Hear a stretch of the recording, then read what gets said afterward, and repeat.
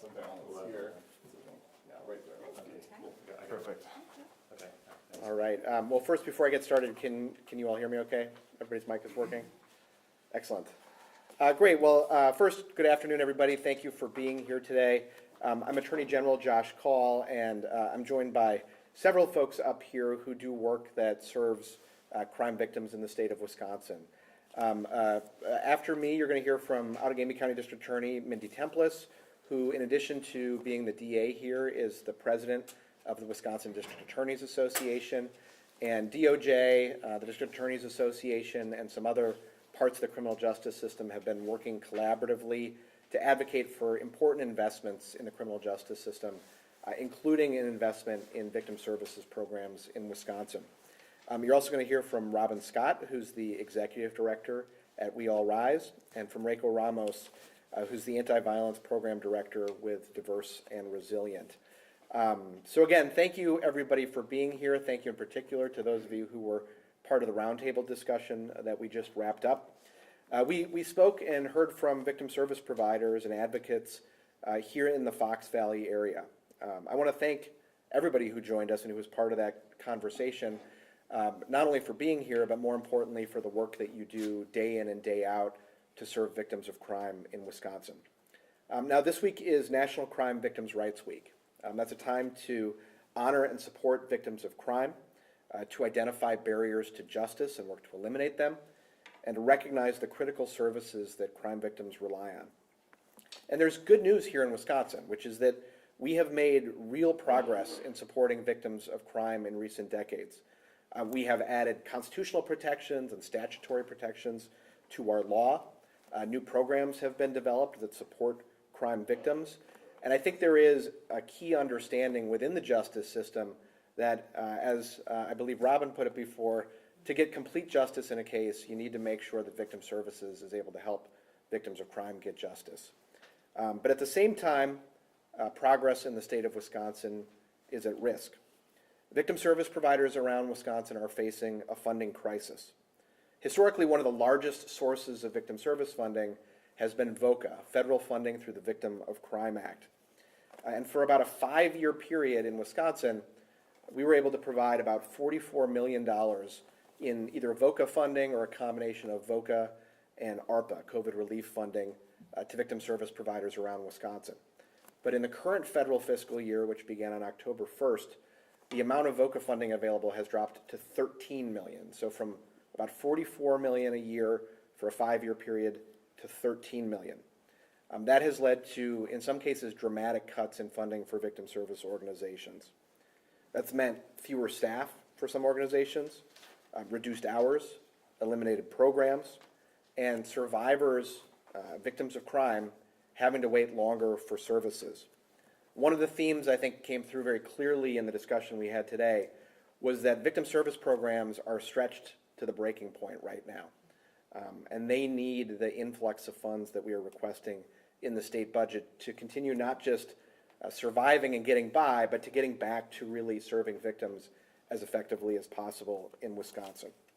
Now, victim service organizations support victims in a variety of important ways. They run domestic violence shelters, they help crime victims prepare safety plans, which can help keep people safe, and they provide crisis response services, among many other things.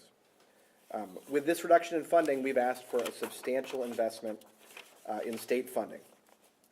Wisconsin DOJ's proposed budget would invest approximately $68 million in state funding over a 2-year period to support community victim service providers and maintain victim service positions at the Wisconsin Department of Justice. We need to make sure that when someone is in crisis, help is available, and that when someone has the courage to speak up or to seek safety, that the system is ready to respond and provide the support that they need. And I want to add that investing in victim services isn't just the right thing to do because of the obligation we owe to victims. It's also an essential investment in public safety. When survivors are supported, they're more likely to report crimes, to cooperate in prosecutions, and to begin to heal, and as we heard people talk about today, break cycles of violence to prevent crime from happening in the future. And that makes our communities in Wisconsin safer and stronger. So with that, I'm going to turn it over to Outagamie County DA, Mindy Templis. Mindy? Thank you. Good afternoon, everyone. I'm Mindy Templis, the District Attorney for Outagamie County and the President of the Wisconsin District Attorneys Association. I want to thank everybody who came here to share information today. As we observe National Crime Victim Rights Week, we reflect on the important progress that we've made in securing the rights of victims, including the constitutional passing of Marsy's Law just 5 years ago. We recognize, though, today that there is still a lot of work to do. It's a time this week also to honor the victims' rights movement that began back in 1981, and a reminder that we have a collective responsibility in order to be able to protect victims, break down barriers, and support victims of all crimes. I'd like to take a moment to thank the Attorney General for joining us today and to help raise awareness for Crime Victims' Rights Week with all of us and the important work that's being done here in Outagamie County in the Fox Valley. His presence here today continues to illustrate the shared commitment we all have to ensuring that victims receive the support and the justice that they deserve. In Outagamie County, we are very fortunate because we have a strong network of organizations, dedicated individuals who support victims at the moment that a crime happens, sometimes without it ever being reported, throughout the criminal justice process and beyond. Those services help each and every victim who is in our court system, as well as services for those who are not yet ready to report victimization, but need support and resources towards their journey to healing. Our community is incredibly fortunate to have organizations that prioritize victims' needs, respecting their experiences and ensuring that they can fully exercise their rights at every single stage. These efforts are crucial not only for victims, but for the strength of our community, the healing of the victims and our neighbors that we have, and the entire health and well-being of the Fox Valley. I want to take a moment to highlight some of the exceptional services that Outagamie County has and who lead this support for victims. Our Victim Crisis Response Team is available 24/7 to provide immediate support and comfort and resources to victims in the aftermath of an incident. Sergeant Duvin and Canine Edison, a facility dog, are invaluable in helping victims feel safe and comforted during interviews while they're reporting, and even sit with some victims on the stand during trial as victims are testifying to what happened to them. These are some of the most difficult moments of people's lives. The Victim Witness Team in Outagamie County District Attorney's Office works tirelessly to ensure that victims are informed and empowered throughout the criminal justice process. In 2024, this team notified 3,200 new victims about the status of their case. They sent over 5,700 hearing notifications to ensure that victims knew when and where they could attend a court hearing regarding their case. More importantly, our Victim Witness Program also partners with other organizations like Harbor House, the Child Advocacy Center, REACH, Christine Ann, Diverse and Resilient, We All Rise, People of Progression, and many others to ensure that victims have access to vital support services. This is truly life-changing work. These programs provide essential resources and support that are critical to the safety, health, and well-being of our community at every age, from infants to the older adults in our community. By helping victims not only recover but regain their voice, these services build trust in the justice system, foster stronger communities, and ensure that justice is truly served. However, we're at this critical juncture now that just 5 years after passing Marsy's Law and elevating victims' rights to a constitutional level, many of these vital programs are facing significantly reduced funding, which threatens to undermine the progress that we've made and impact their ability to serve victims. As we continue to move forward in the budget process, it is imperative that the state step forward to continue to invest in these programs in the coming years. As the District Attorney for Outagamie County and President of the Wisconsin District Attorneys Association, I'm proud to support the Criminal Justice Coalition's budget proposal, which advocates for state funding to sustain and enhance the work of victim witness programs and the victim service providers, not in just Outagamie County, but across the state of Wisconsin. These services are a lifeline for victims, and the justice system is only as strong as it supports its offers to those it serves. Thank you.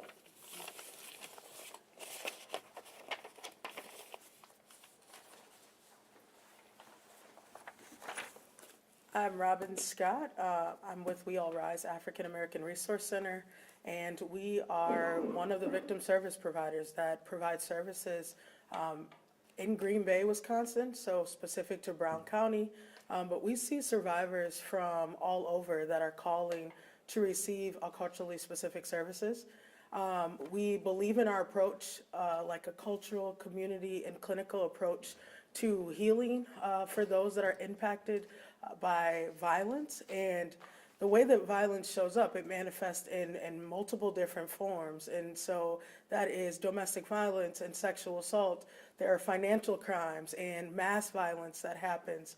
And it's our responsibility as the service provider to be open and to be available and to meet the needs of those that have been harmed. And so when a person calls We All Rise, for instance, they have access to 24-hour crisis line. They have access to walk into our doors 9 to 5 a.m., 4 days a week, and 8 to 5 p.m.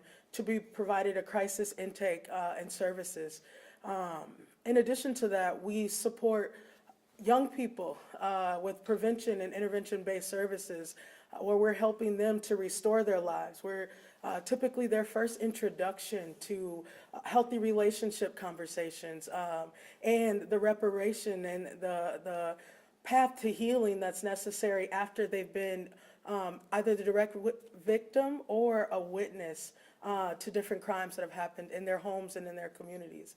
And so it's our responsibility to work collaboratively with the other victim service providers in order to, like, quite frankly, save lives.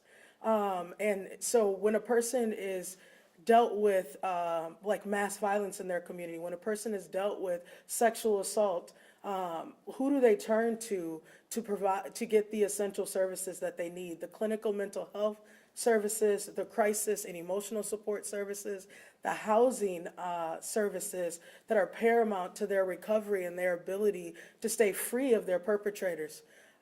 It's our jobs to be on the front line and to provide those services and to, quite frankly, work with the other service providers that are already very limited in our abilities to do the work. And so for a long time, we've been doing a lot more with a lot less. And so cuts to this services quite literally means loss of lives in our communities and inability to be able to serve people that are most vulnerable and most impacted. We were looking towards the future of being able to expand, to be more responsive to the uptake that we see in crime that happens in our communities, the exasperation of mental health as a result of the pandemic and as a result of just everything that's happening in our world right now.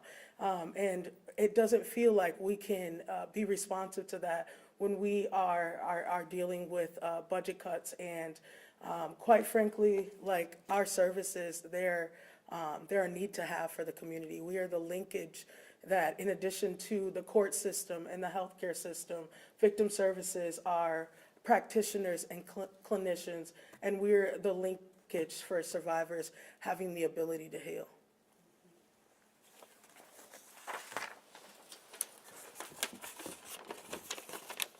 Good afternoon. My name is Reiko Ramos, and I'm the statewide anti-violence program director at Diverse and Resilient. We're an LGBTQ nonprofit and public health organization with offices in Milwaukee and Appleton, and I'm based here in Appleton. And we work to achieve health equity and improve the safety and well-being of LGBTQ people across Wisconsin. We see a future in which LGBTQ people in Wisconsin thrive, living healthy, satisfying lives and safe, supportive communities. Here in the Fox Valley area, Milwaukee, and statewide, our anti-violence program focuses on serving survivors of violence, including domestic violence, sexual assault, and community and hate-based violence, and many of whom are also LGBTQ or HIV-affected folks. VOCA funding allows us to provide crucial emotional support, advocacy services, emergency hotel and financial assistance to survivors of violence. These are much needed, especially at a time when targeted violence against our community is on the rise. In our field, we know that there's never been enough funding in our state to support programs in meeting the needs of survivors, especially those experiencing violence at the intersection of other forms of oppression. And in an already high burnout field, the effect of steep funding cuts have put an immense strain on all programs to maintain a full and healthy staff and keep their lights on in order to continue to provide these life-saving victim services. We just had a meeting with community programs where folks are talking about staff reductions, high turnover, high burnout, long waiting lists, the need to refer out to other services. But who do we refer out to when all victim services, all nonprofit organizations and helping folks working in helping professions are unable to support folks' safety needs, basic needs, and operating with the threat of funding cuts and scarcity? We rely on each other to provide, to holistically meet the needs of all survivors. So when one of our programs suffer, we all suffer. We're less able to respond to crises and provide timely services in situations where earlier intervention could have maybe even prevented further violence. So where I want to end is, we can talk about budget cuts in terms of numbers, in terms of percentages. We can talk about the effects on programs all day long, but I want to remind folks that it will always be survivors who pay the ultimate price, right? So we can pay for it in dollars now, or as a colleague in our movement has recently said, we can pay for it in bodies. Thank you. Just to quickly wrap up and then we'll open up for questions, I wanted to say thank you again to the Outagamie County DA's office for hosting this meeting, and particularly the DA Templis for her advocacy for alongside us for investments in victim services. I want to thank all of the advocates who are here, both for your participation in this discussion, but more importantly, for the work that you do. And I do want to say to the Fox Valley community, having heard from some of the victim service providers in this area about the work they do, folks are lucky to have passionate, dedicated victim advocates who are working to help survivors heal and to help ensure that there is justice in cases that take place. And I think as a state, we've got an obligation to support that work. So we look forward to continue advocating in the budget. With that, we're happy to open it up to questions. I'm happy to take off-topic questions, but I will ask to take those afterwards if you have them. Josh, certainly, of course, the current climate at the state and also the federal level legislatively, you set up some big goals there. This is what we like to have. Getting something in the bottom line, you're not going to get exactly what you do. That's just the legislative process. Do you have a plan in place, thinking, okay, maybe if we can get this, we can do this and move ahead a little bit, try to get at least a partial victory? Well, first I would say that, the amount that we've requested is closely tied to the amount of the reduction in VOCA funding, and we as a state have been fortunate to rely significantly on federal funding to support victim services for years, but with the significant reduction in federal funding, now is the time, I believe, for the state to step up. I am having conversations with legislators. I know DA Templis is having conversations with legislators. And I know that victim advocates around the state are raising awareness about this issue. We're at a point where we have a very significant state surplus, and one of the things that we are hoping is that we will see an investment in the upcoming state budget in victim services. Now, that being said, we're always happy to have dialogue with legislators to try to figure out how we can reach solutions that will ensure that victim services remain funded. But one thing that's, I think, really encouraging about the possibility of getting victim services funded in the upcoming state budget is that there's broad-based support for this kind of investment. Victim services coalitions around the state have weighed in support, but so, of course you're hearing from DA Templis and me, but the Wisconsin Chiefs of Police Association supports this investment, the Badger State Sheriff's Association, and others. So, I'm optimistic that we will make progress, but of course, you never know until you see what happens in the legislative process. Do you want to add anything to that? No, I think to the Attorney General's point is the Justice Coalition, comprised of the Wisconsin District Attorneys Association, the Association of State Prosecutor, the court system, the State Public Defender's Office, and Department of Justice. We've band together to talk about what are the priorities for the system to work. We can't individually just be funded. We have to look at what is going to make the system work. And there are some really, really critical priorities in terms of victim services and ensuring constitutional rights for victims are able to be supported in we have the work and the organizations and staff to be able to do the work.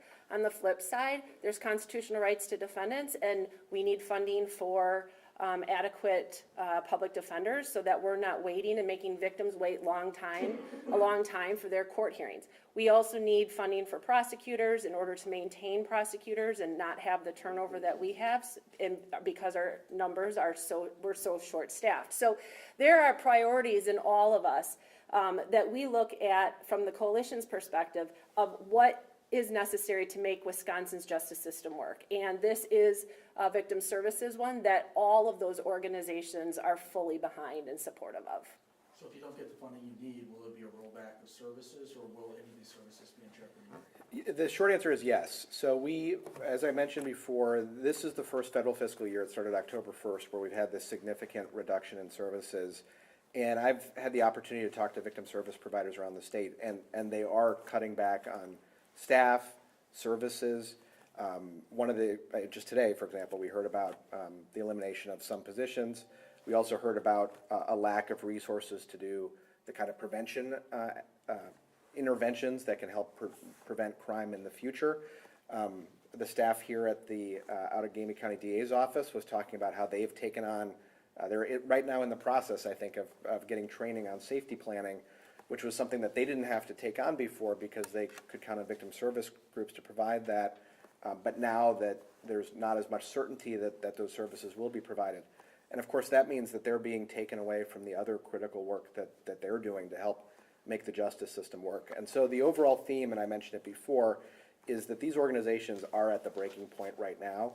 And the longer we are in this funding shortfall position, the more impact there's going to be, and ultimately what that's going to mean is reduced service and ultimately reduced effectiveness of the justice system for victims. And I know that nobody up here wants to see that happen. One off-topic question. Do you have any idea what happened with those student visas in the UW system that were revoked? Or do you plan to challenge that with the president or with ICE? Or do you have any information at all about that, or what you might do as a result? Right now it's UW who, if anybody has information, it would be UW, and so I, at this point, don't have any update on that. About the roundtable, can you mention some of the specifics that were brought up in some of those conversations? Yeah, absolutely. There was a lot, and if a few of you would like to speak to some of the things you shared, you're certainly welcome to. But one of the things we heard programs talk about is, and there are a bunch of folks here if you want to follow up with some of them, I'm hopeful some of them will be happy to chat, but we heard about the services they're providing and the impact that those services have. And as you've heard some folks talk about, victim services can be life-changing, and in some cases, life-saving for people. Sometimes people are willing to speak about victimization from crimes in a way that they never have before, which can lead to them engaging with the justice system and perpetrators being held accountable. They can help ensure that safety planning occurs so that somebody who might be in danger is able to develop a plan that help keeps them safe. Victim witness programs help ensure that witnesses or victims of crime who are testifying at trial get the support that they need to get through what can be a really daunting process for folks who are not used to engaging in the justice system. And because of the cuts, there have been impacts, in some cases directly on organizations, and in other cases on organizations that they partner with, which has caused cutbacks to happen or caused there to be reductions in services. And that impacts, again, prevention efforts as well as efforts to serve victims. Do either of you want to speak a little bit to that, or Mindy, if you'd like? Well, one, I think you are saying a lot of what was said today at the roundtable, in addition to the fact that I feel like there's no happy ending without victim service provision. we've talked about our responsibility, but this means that people are, that have been recently victimized are on the streets, that their mental health issues are exacerbated by homelessness or the thought of safety. It means the inability to help with restraining orders, and a loss of the legacy that we're trying to build as it relates to all of the services in our community, as well as being a culturally specific victim service provider. There's a lot of our clients that are doing the first thing for the first time.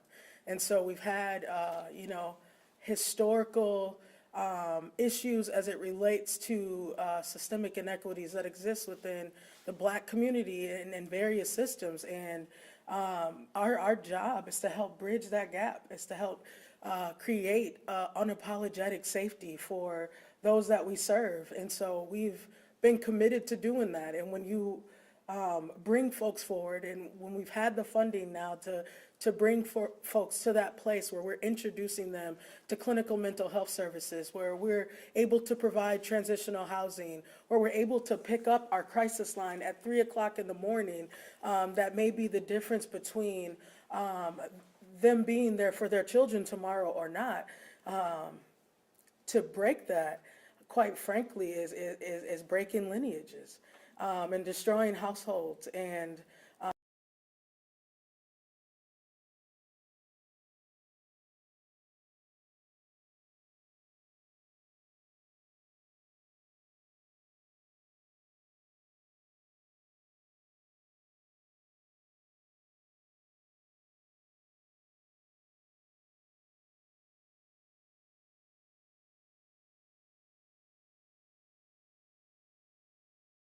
be responsive to that, and to provide the absolute best service to those that have been victimized, and so that we don't see cycles repeated, and so that we don't see their children suffering from the impact of crime, and the things that have happened to them at the hands of their perpetrators. It's our job to be able to support and stand alongside those folks in those situations. And we just want to be able to do that, and continue that our part in this ecosystem of services that are necessary within the criminal justice system. Thanks, everyone. All right, thanks, everybody. I can have the group stay up real quick for Do you want to be in the photo line? That's okay. Yeah. Yep, yep. I do want to move over a little bit, yeah. Yep. And one more. Thank you.